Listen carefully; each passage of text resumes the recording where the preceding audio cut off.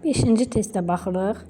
R radiuslu planetin səthindən 4R yüksəklikdə sərbəst sürüşmə təcili G olarsa, planetin səthində sərbəst sürüşmə təcilini hesablayaq. Deməli, bizdən deyir ki, 4R yüksəklikdə, burada yüksəklikdə varsa, JH-ımız J'dir. Planetin səthində J0 soruşur bizdən. Çox vaxt uşaqlarda belə bir əzbərçilik var.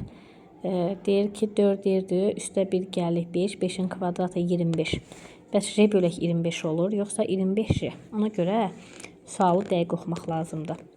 Deməli, bizdə 4R yüksəklikdə deyirsə JH olan J-ni verib. Yəni, JH-ı bizə J verib. Bizdən planetin səthində sərbəst sürüşmə təcilini soruşur. Burada qeyd eləmişəm. H 4R-i verib.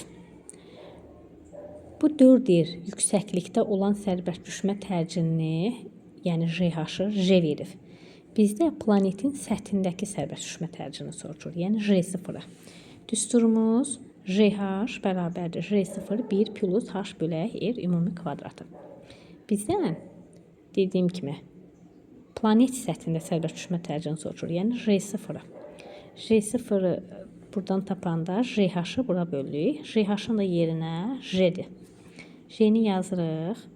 H-ın da yerinə 4R yazırıq. R-lər ixtisari olur.